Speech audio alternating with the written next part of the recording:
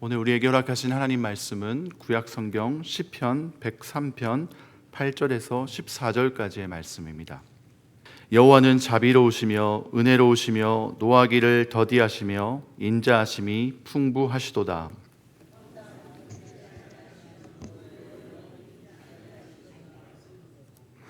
우리의 죄악을 따라 갚지 아니하셨으니 우리의 죄를 따라 처치하지 아니하시며 우리의 죄악을 따라 갚지 아니하셨으니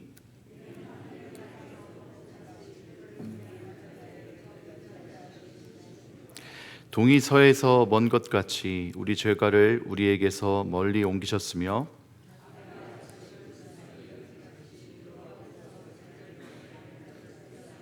함께 읽겠습니다. 이는 저가 우리의 죄질을 아시며 우리의 진토임을 기억하심이로다. 아멘. 기도하고 말씀 전하겠습니다. 하나님께서 주신 말씀을 가지고 오늘 하루를 살아가기를 원합니다. 우리에게 베풀어 주시는 하나님의 은혜를 사모하는 마음으로 이 시간 말씀을 듣게 하여 주옵시고, 부족한 종의 말씀 가운데 하나님 말씀만이 전해질 수 있도록 하나님 입술을 제어해 주시옵시고, 모든 성도들 가운데 마음문을 열어 이 말씀을 받아 아멘으로 화답하며 이 말씀이 참된 주의 삶의 능력이 될 수 있도록 하나님 함께하여 주옵소서. 감사드리며 예수님의 이름으로 기도드립니다. 아멘. 하나님의 말씀인 성경에는요, 역사가 포함되어 있습니다. 일반 역사책에는 우리가 정권을 잡은 자들에 의해서 왜곡되어지기도 하고, 또 그들이 왕이나 어떤 절대 권세자의 구미에 맞게 편집되기도 합니다. 잘한 점은 부각시키고 잘못한 점은 축소되거나 왜곡하여 없어지기도 하는 것을 우리 대한민국 현실 가운데서도 역사 교과서를 통해서도 보게 되는 것이죠. 반면에 성경의 역사서들은 왕들의 위대한 삶을 칭송하기도 하지만 또한 그들의 연약성을 그대로 드러내주고 있다는 사실을 우리는 보게 됩니다. 그 이유는 죄로 말미암아 깨지고 상하며 죽을 수밖에 없는 인간의 연약성을 보여줌으로 인하여서 예수 그리스도의 필요성, 효용성이 더 크게 부각되는 것을 하나님께서 의도하신 것이라고 볼 수가 있습니다. 오늘 본문 말씀은 이스라엘 왕 중에서 가장 위대한 왕으로 꼽히는 다윗의 시입니다. 그는 71세의 짧은 생을 살면서 7년 반을 헤브론에서 그리고 33년을 예루살렘에서 치리하였습니다. 그래서 총 40년 6개월을 왕으로 지냈습니다. 그의 인생의 절반 이상을 왕으로 지내는 가운데 물론 부귀영화 많았겠지만 그에게는 큰 고난과 환난과 또 난관이 있었음을 우리는 성경책을 통해서 보게 됩니다. 또한 그는 하나님 앞에서 그의 연약성이 드러나는 절체절명의 위기의 순간 가운데서 하나님의 자비하심과 긍휼하심을 입은 왕입니다. 특히 오늘 읽은 시편 103편은 그의 인생 가운데 함께해 주신 하나님의 그 크신 자비하심을 찬양하는 그런 시라고 할 수가 있습니다. 그러한 점을 볼 때 그의 40년의 왕 치리 기간 동안에 대략 말기에 쓰여진 시로 학자들은 분석을 합니다. 오늘 말씀을 통해 여러분의 인생 여정을 하나님의 긍휼로 채워갈 수 있는 발판으로 삼으시기를 간절히 축복합니다.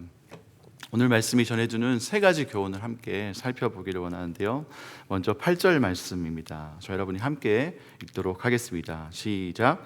여호와는 자비로우시며 은혜로우시며 노하기를 더디하시며 인자하심이 풍부하시도다. 아멘. 하나님은 자비로우시고 은혜로우시며 노하기를 더디하시며 인자하심이 풍부하신 하나님이십니다. 우리는 그 사실을 알 때에 하나님 앞에 가까이 두려움 없이 스스럼 없이 다가갈 수가 있겠죠. 만약에 하나님께서 그러한 면모가 없으시고 무자비하시고 노하기를 좋아하신다면 우리는 두려워하며 하나님 앞에 가까이 나아가기를 굉장히 어렵게 생각할 것입니다. 다윗은 인생의 후반전을 마무리하는 시기쯤에 자비롭고 은혜로우시며 노하기를 더지하시는 인자하신 하나님을 찬미하고 있습니다. 만약 그가 이러한 긍휼의 하나님을 만나지 못했더라면 그는 이러한 은혜로운 시를 쓸 수가 없었을 것입니다. 우리는 뉴스를 통해서 무슬림 근본주의자들의 그런 테러 행위를 보게 됩니다.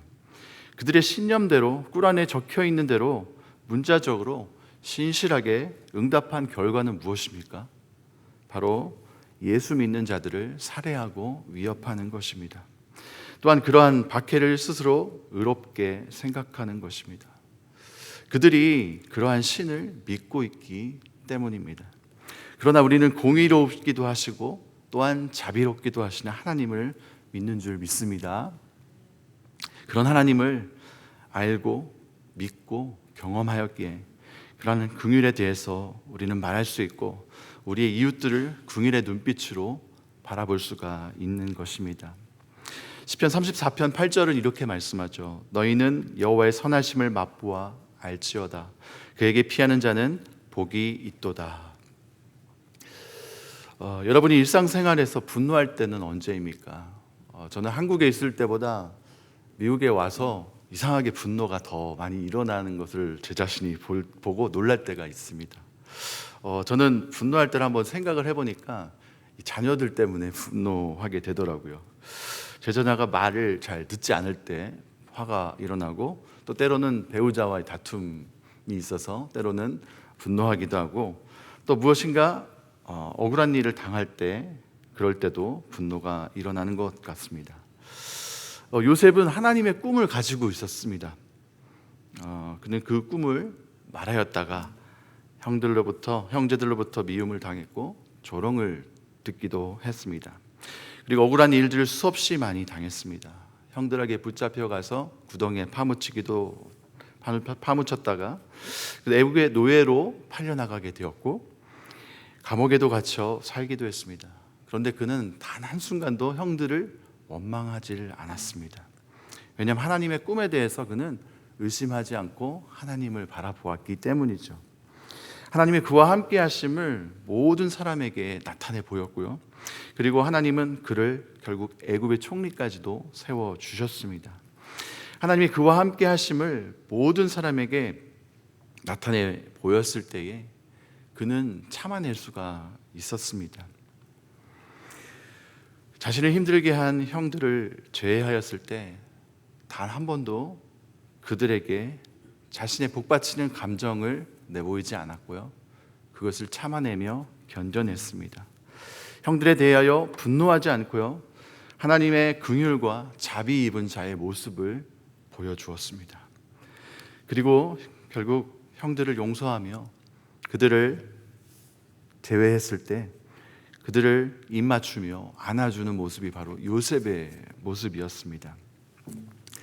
창세기 45장 7절에서 8절의 말씀을 보면은요, 다음과 같이 기록하고 있습니다. 하나님이 큰 구원으로 당신들의 생명을 보존하고 당신들의 후손을 세상에 두시려고 나를 당신들 앞서 보내셨나니 그런즉 나를 이리로 보낸 자는 당신들이 아니요 하나님이시라. 하나님이 나로 바로의 아비를 삼으시며 그 온 집의 주로 삼으시며 애굽 온 땅의 치리자를 삼으셨나이다. 아멘. 저는 한국에 부모님이 계시고 누나가 있습니다. 그런데 미국에 있는 동안에 저희 누나가 저를 굉장히 원망의 눈빛으로 원망의 마음으로 가지고 있는 것을 제가 발견하게 되었습니다. 왜냐하면 부모님을 모시는 것이 버거운데 그것을 혼자 감당하고 있다는 생각 때문에 그런 것 같았습니다. 그때 저의 마음이 미안하기도 하면서 어찌 할 수 없는 그 마음이 느껴지면서 애처롭고 말할 게 없고 굉장히 짐이 되고 누나를 위로해 줄 수밖에 없었습니다. 요셉도 아마 그런 마음, 물론 더 큰 반대의 마음이겠죠. 원망의 마음이 있을 수 있었지만 그는 형들에게 노하지 않고요, 자신을 애굽으로 보내신 것은 하나님의 섭리였다라고 고백을 하고 있습니다. 다윗과 더불어 요셉이라는 인물은 예수님을 예표하는 손꼽히는 인물입니다. 요셉의 이야기를 통해서 하나님께서는 우리에게 긍휼을 베푸는 자의 상이 무엇인지를 보여주는데요. 창세기 말미에 보면은요, 야곱과 그의 가족들, 그 형제들이 요셉으로 말미암아 받는 그 축복을 보게 됩니다. 먼저 고센이라고 하는 새로운 땅을 받게 됩니다. 그리고 그들은 재물과 함께 양과 소를 얻게 되고요, 그 땅에서 새로운 자손들을 얻게 됩니다. 바로 긍휼을 베푸는 자와 그 형제들에게 하나님께서는 부와 명예와 또한 생명을 주신다는 사실을 여러분들이 꼭 붙드시기를 축복합니다. 두 번째로 하나님께서는 우리의 죄악상을 아십니다. 우리 14절 말씀을 함께 읽도록 하겠습니다. 시작. 이는 저가 우리의 체질을 아시며 우리가 진토임을 기억하심이로다. 아멘. 저는 아이들 셋을 키우고 있는데요, 아이들과 씨름하는 시간들이 굉장히 많습니다. 그러다 보니까 아이들이 싸우는 것을 자주 목도하게 됩니다. 우리 셋째는 이제 아직 어려서 말을 못 하고요, 보통 첫째와 둘째가 이제 서로 시비가 붙습니다.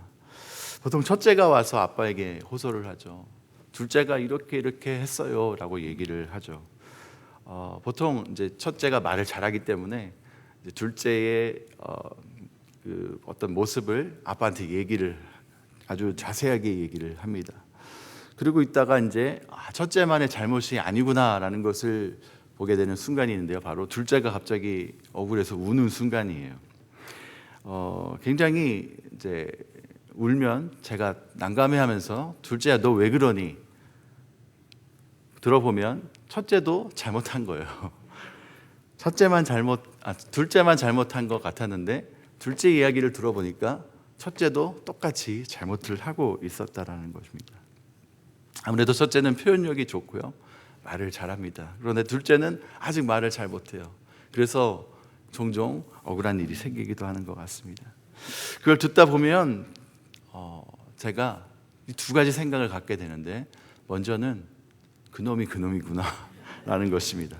그리고 제가 이런 싸움의 패턴들을 보니까 이게 수십 번 똑같은 패턴으로 반복이 되더라고요. 그래서 때로는 그냥 너무 힘드니까 제가 이렇게 얘기를 합니다. 첫째에게 야 너만 잘하면 돼 이렇게 얘기를 하고, 둘째는 이렇게 얘기합니다. 야 너 울지만 말고 말로 좀 표현을 좀 연습을 해봐 이렇게 얘기를 하게 되더라고요. 그러면서 제가 첫째한테 이렇게 얘기를 할 때 너만 잘하면 돼 라고 얘기할 때 마음이 짠합니다. 왜냐하면 하나님이 보실 때 저를 그렇게 말씀하는 것 같아서 그렇습니다.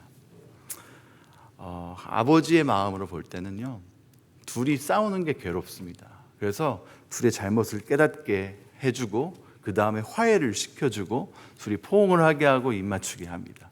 이것이 바로 아비의 역할이라고 할 수가 있는 것이죠. 하나님의 마음은요 그렇습니다. 우리를 보실 때 각기 다른 죄를 지을 뿐 다 똑같은 죄인이라는 것.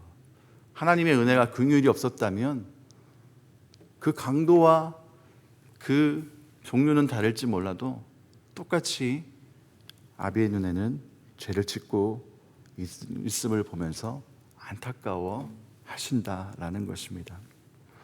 이때 자녀들의 반응이 있습니다. 끝까지 내가 고소하겠다, 난 잘못한 게 없다 이렇게 나갈 수도 있고요, 그냥 울고 자빠지고 그냥 가만히 있을 수도 있고요, 자신의 잘못을 시인하며 하나님 앞에 나아갈 때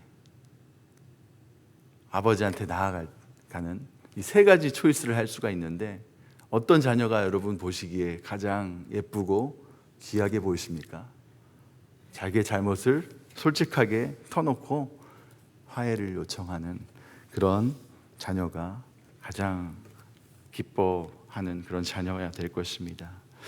이것이 바로 긍휼의 은혜입니다. 긍휼히 여기는 자는 복이 있나니 저희가 긍휼히 여김을 받을 것이며. 마태복음 5장 7절 말씀입니다. 하나님으로부터 긍휼을 받은 자는요, 결국 다른 사람에게로 향하여 긍휼을 베풀 수가 있습니다. 반대로 자신이 하나님으로부터 긍휼을 받은 기억이 없다면요, 당연히 긍휼을 베풀 수가 없을 것입니다. 그래서 세상 사람들로 긍휼을 기대하는 것은 어떻게 보면 이상한 일이 될 수가 있습니다. 사함받은 일이 많은 자가 많이 사랑하는 것 같이 사함받은 일이 많은 사람일수록 더 큰 긍휼을 다른 사람에게 베풀 수가 있는 것입니다.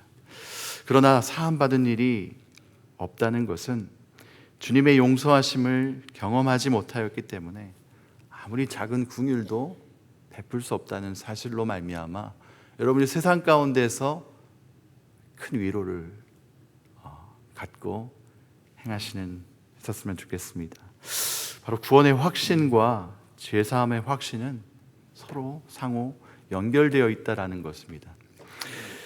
요한복음 8장을 보시면요, 음행한 여인이 등장합니다. 젊은이로부터 노인에 이르기까지 모든 사람들이 음행한 여인 한 사람을 주목하고 있습니다. 돌을 들고 있습니다. 돌을 쳐 죽일 준비를 하고 있는 상태에서 예수님께서는 이상한 행동을 보여주시죠. 땅바닥에 무엇인가를 적고 계시는 것입니다. 그런 후에 너희 중에 죄 없는 자가 먼저 돌로 치라라고 말씀을 하죠. 그리고 무엇을 적었는지 알 수 없으나 사람들이 양심의 가책을 느꼈다고 성경 본문은 말씀하고 있습니다. 그곳에 있는 그 여인을 그들은 보았고요, 그리고 예수님을 보았고요, 예수님께서 땅바닥에 무엇인가를 적으시는 것을 보았고, 그들이 양심의 가책을 느꼈다라고 성경이 기록하고 있는 것입니다. 서기관과 바리새인들은요, 율법의 완성자이신 예수님 앞에서 율법을 들고 율법의 내용을 이야기하면서 모세의 율법은 음행한 여인을 돌로 치라고 명하라고 했는데 당신은 어떻게 하실 것입니까? 하며 돌 들고 죽일 준비를 하고 있고요, 그리고 음행한 여인과 함께 예수님, 율법의 완성자이신 예수님까지도 범죄자 취급을 하려고 하는 순간인 것입니다. 예수님은 오히려 그들의 속셈을 알고 계셨죠. 다 간파하고 있었습니다. 그들의 마음속 은밀한 동기와 불순함을 알면서 굉장히 아파하시고 괴로워하시지 않았을까요?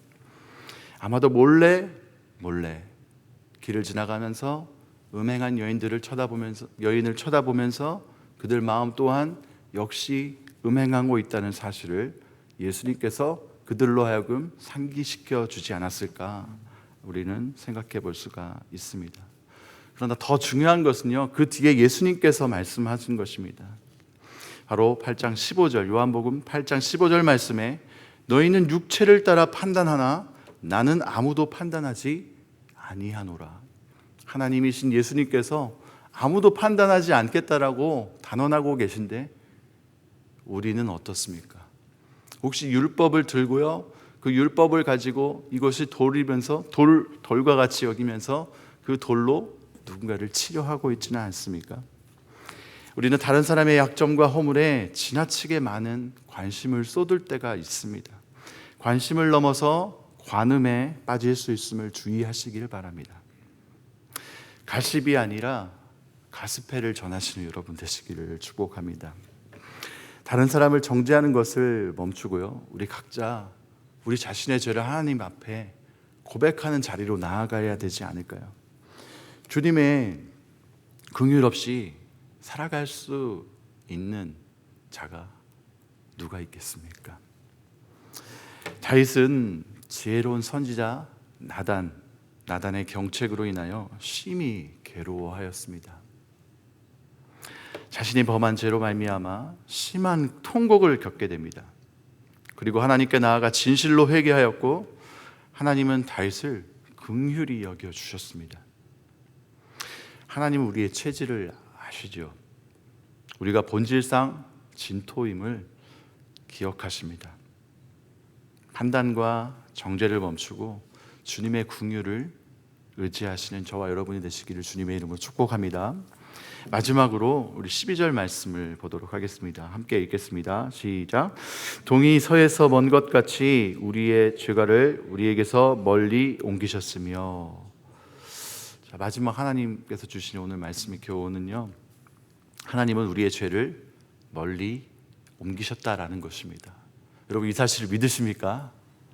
네, 이것만큼 행복한 일이 없을 것입니다. 왜냐하면 죄로 말미암아 우리는 죽을 수밖에 없거든요. 그런데 이 죽음의 권세를 이길 수 있도록 이 우리의 죄를 멀리 옮기셨다라는 사실이 우리에게 복음이 아닙니까?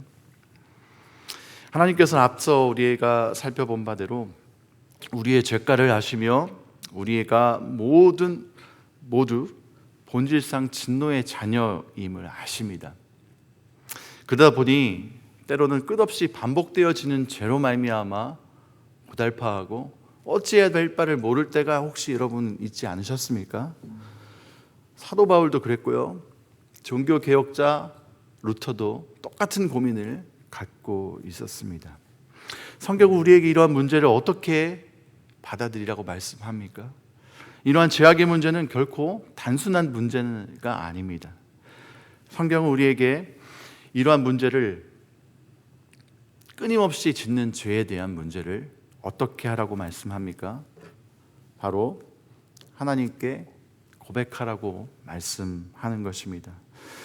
우리 12절 말씀이 이렇게 말씀하죠. 동이 서에서 먼 것 같이 우리 죄가를 우리에게서 멀리 옮기셨다. 굉장히 복잡해 보이지만 사실은 우리는 믿는 거예요. 고백하고 믿는 것이 우리의 일입니다. 우리에게서 멀리 옮기신 죄악을 우리 너무나도 쉽게 다시 가져옵니다. 다시 가져와서 스스로 고달파합니다. 이미 해결받은 그 죄를 다시 가지고 와요. 동에서 지었던 죄를 서에서 가지고 와요. 서에서 지었던 죄를 동으로 가지고 옵니다. 너무나 쉽게 나 자신을 감옥 속에 갇히는 죄를 우리는 범하고 있지는 않습니까? 이것은 하나님께 대한 불신앙입니다. 예수님께서 흘리신 보혈이 예수님 이전에 살았던 사람들이나 예수님 당대에 살았던 사람들에게만 그 은혜가 주어졌다라고 생각하는 것과 다른 바가 없습니다. 예수님이 흘리신 십자가의 보혈은 완전한 용서입니다. 예수님이 사시던 당대뿐만 아니라 예수님이 사셨던 그 과거의 자손들 그리고 후손들까지의 모든 죄악을 통틀어 해결한 그런 십자가의 사건이었던 것입니다. 바울은요, 자신이 끊임없이 반복되는 육체의 그 죄로 인해서 고달팠던 사람이라고 말을 했죠. 이 사망의 몸에서 누가 나를 건져내라라고 아주 처절하게 몸부리쳤던 사람입니다. 그래서 매일매일 그 죄 때문에 죽었죠. 우리는 마치 바울과 같이 이 죄 때문에 죽고 또 죽어야 합니다. 그것이 무엇을 의미합니까? 바로 우리의 죄를 하나님 앞에 먼저 고백해야 한다는 것입니다. 두 번째로 우리는 죄에서 완전히 돌이키기로 작정해야 합니다. 그리고 실제로 그 죄에서 돌이켜야 되고요. 세 번째로는 고백한 죄에 대해서 완전한 용서를 받았음을 선포하고 신뢰해야 합니다. 그런데 여기서 멈춰서는 안 됩니다. 그것뿐만 아니라 이후에 우리들로 하여금 죄책감을 심어주는 사탄의 참소를 대적해야 하는 것까지 우리의 몫인 것입니다. 말씀의 결론입니다. 오늘 말씀 시편 103편을 통해서 우리에게 주시는 교훈 세 가지는 하나님은 자비롭고 은혜로우시며 노하기를 더디하시는 인자하신 분이라는 사실입니다. 또한 두 번째로 하나님 우리의 죄악상을 다 알고 계시다는 것입니다. 세 번째는 하나님은 우리의 죄를 멀리 옮기셨다라는 사실입니다. 하나님의 긍휼을 입은 자로서 하나님의 사람들을 긍휼의 마음으로 바라보고요. 아직까지 하나님을 알지 못하는 자들 또한 긍휼로 품는 여러분이 되시기를 주님의 이름으로 축원드립니다. 우리 함께 말씀을 생각하면서 기도했으면 좋겠습니다. 하나님의 자비와 긍휼을 힘입는 우리 모든 샬롬교회 성도들이 되게 하여 주옵소서. 또 CKC 총회 일정을 무사히 마치고 안전하게 목사님 기대하실 수 있도록 오늘 도착하시는데요, 담임 목사님과 동행하신 장로님들을 위해서 기도해 주시고 교회 각 부서와 각 기관을 위해서 기도해 주시길 바랍니다. 특별히 연로하신 성도님들의 건강을 위해서 기도해 주시고 우리 사랑하는 친지 가족들, 우리 자녀들을 위해서 함께 기도하도록 하겠습니다.